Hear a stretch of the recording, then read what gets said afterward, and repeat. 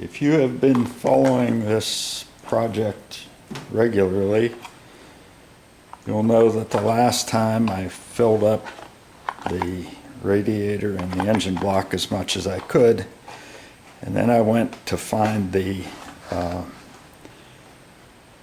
thermostat that I was sure I had bought, and I searched high and low. I searched in the shop here, I went up to the house, came back, searched here some more, called it a day down here, searched some more when I went back to the house, and all I found was the old thermostat that I had taken out, which I didn't want to put back in. Trying to find it on the bench here, but no, I can't even find that. So, the end of that long story is that I checked my receipts and I never bought one. So I was looking for something that I didn't have. So I found it at AutoZone. Now, as I was telling you,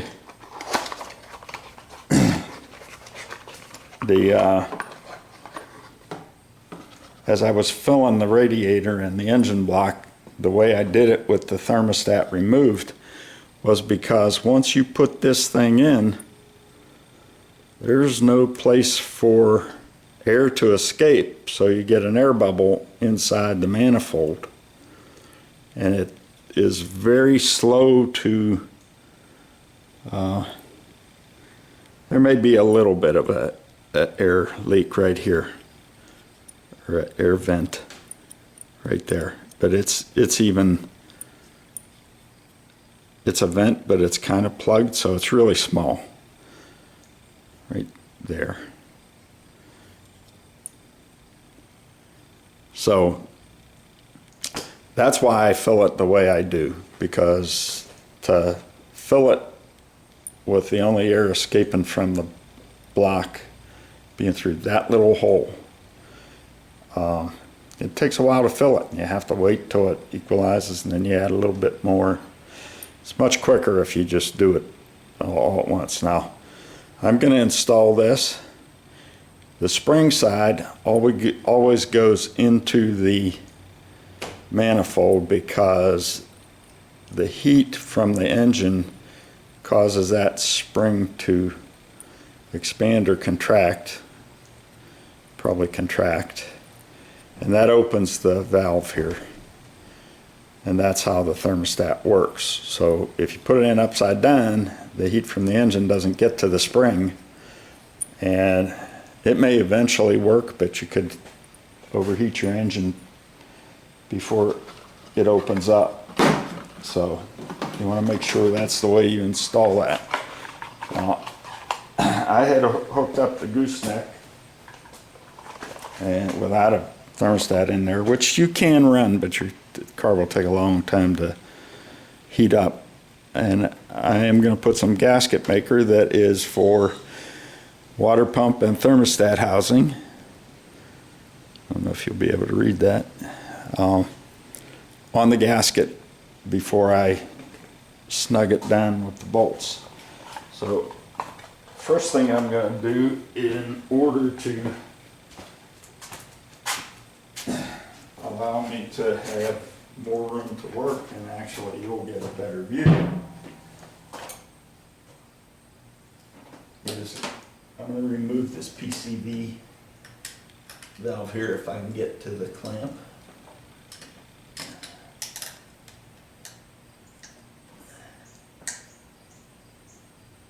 And I think I can get to the clamp, but not with these pliers. I need the angled ones.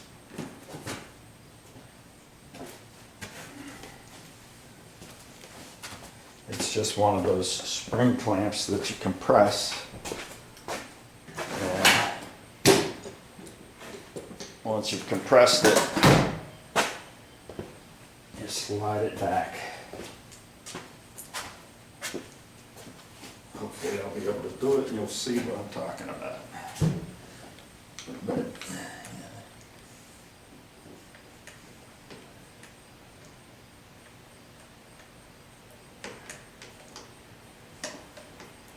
it's tough to get in even with these.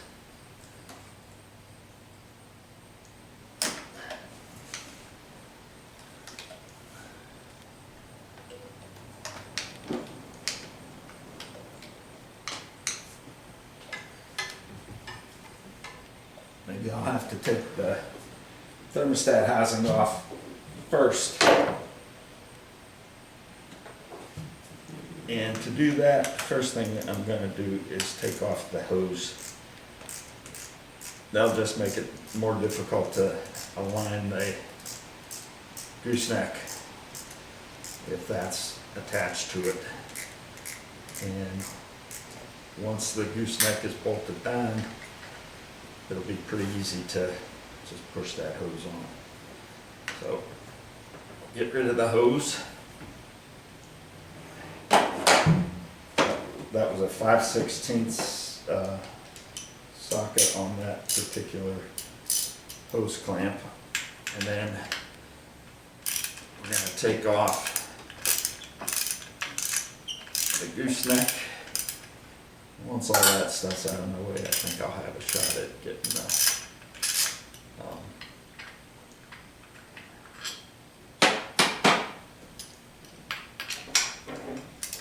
PCV hose out of the way.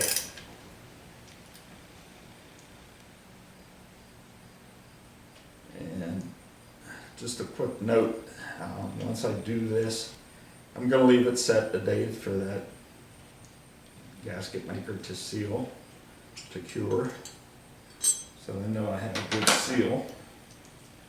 And then I'll top off the radiator. I won't video that because there's not much to see there. That's interesting.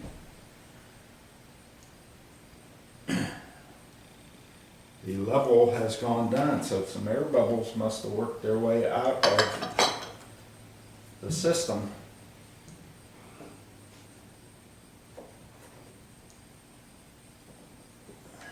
Either that or I've got a puddle of antifreeze on the floor or in the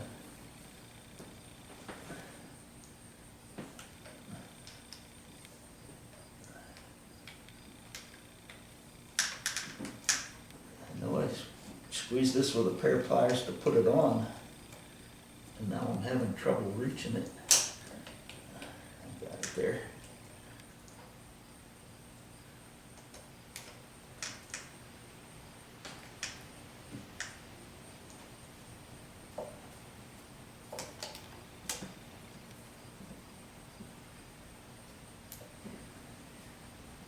Okay, so that's that little clamp. That's off. And sure enough, that coolant level has gone down.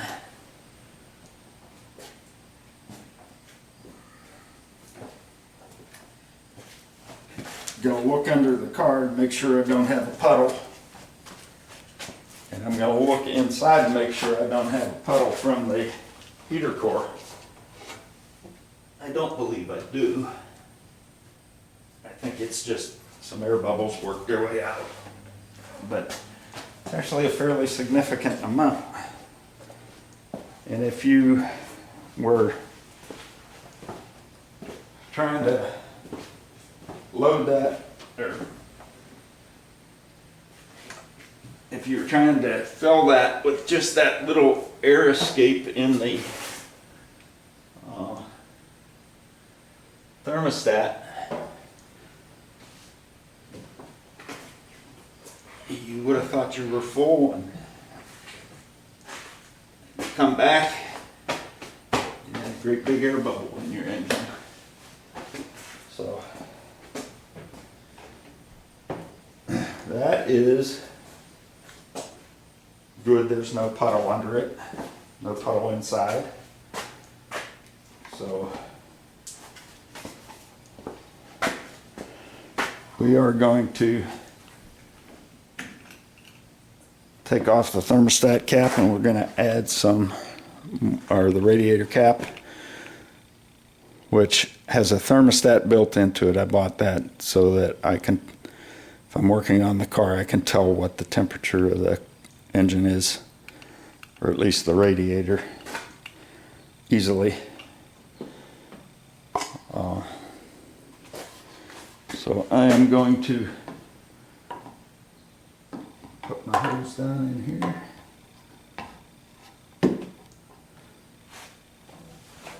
Get a bottle of antifreeze.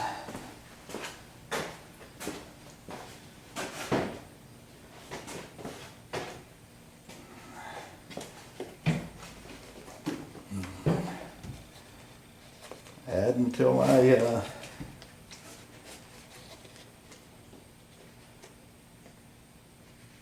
see the antifreeze pop up in that hole in the intake manifold.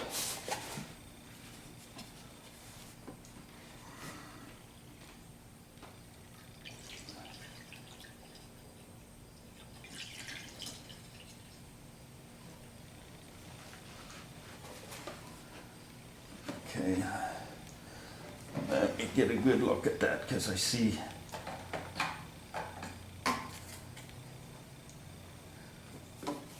the coolant showing up there.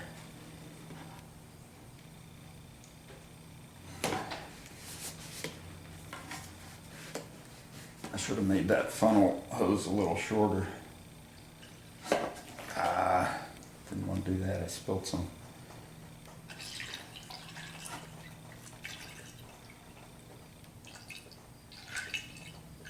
Now I have a little puddle under the car. Okay, so based on this, that took about a half quart. That's all I'm going to add for now. It's close enough so that once I put the thermostat in and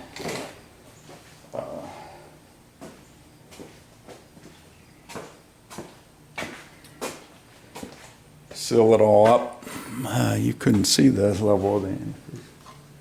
Actually, that's going down again. So it is filling kind of slowly, even with that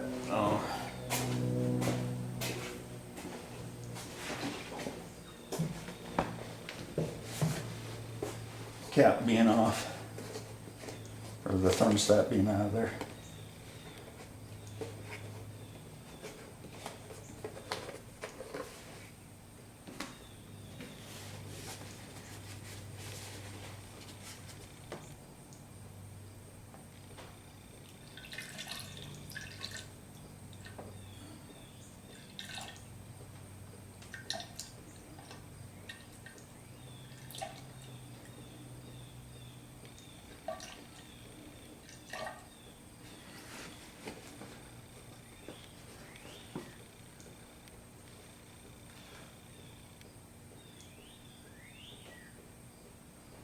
I hear dripping, but I'm sure it's what I spilled, because everything else was good. Okay.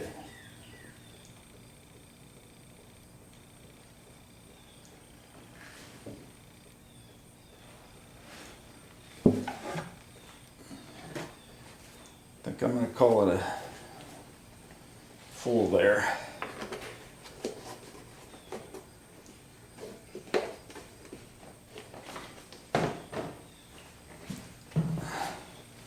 At least for now.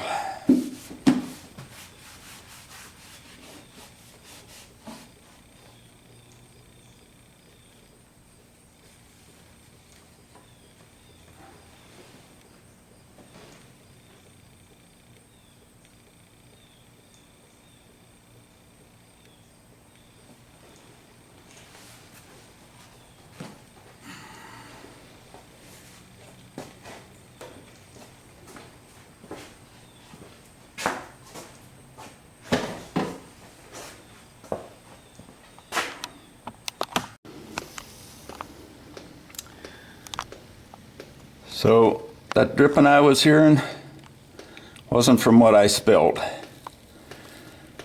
See, it's dripping off of the oil pan bolt there. And if I can come around this way with that being getting the camera drenched with antifreeze, I can see there is a bit of antifreeze showing on the block-off plate where the fuel pump, the mechanical fuel pump, goes. But in addition to that, see if I can get a video up here, I can see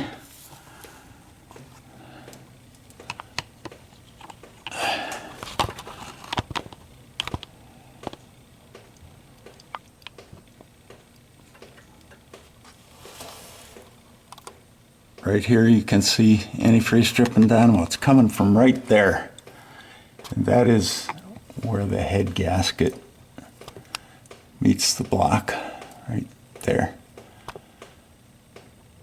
So I got major rework to do here.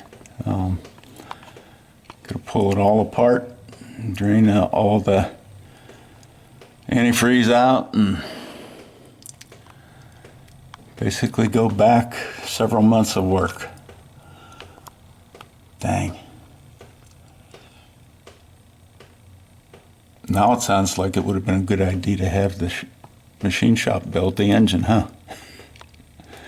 But I didn't, because I wanted the fun of doing it myself. So here we are, more fun with cars. Okay, as you recall, if you've been following, when I put the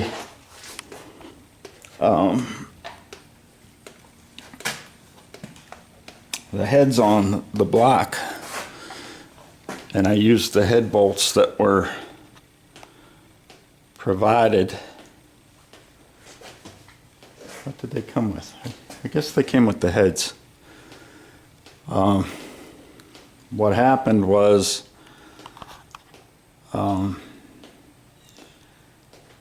the bolts were not long enough once I put washers on there to keep them from grinding into the aluminum heads. And so my torquing of the heads was not in the sequence it should have been. So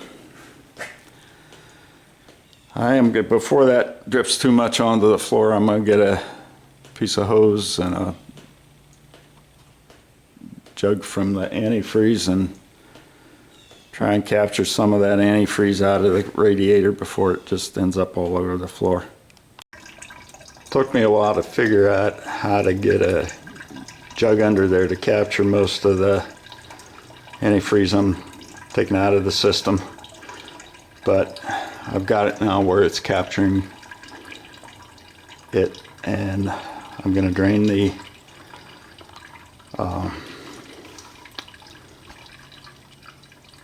radiator completely, and I'm going to save the fluid because everything's clean there. And it looks like that's slowing down pretty good. I hope I don't have antifreeze in the oil,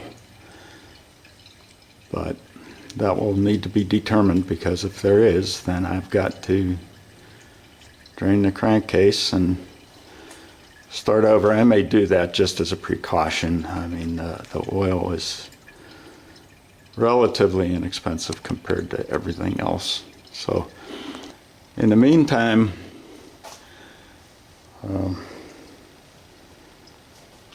I am going to put the air tank, the air reservoir for the headlights on, because that supports the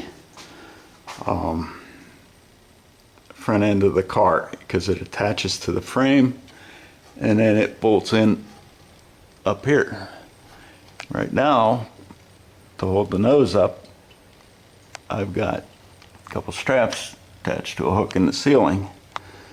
So getting the air tank on will be a worthwhile task till I get parts and get up the enthusiasm to tackle this major setback.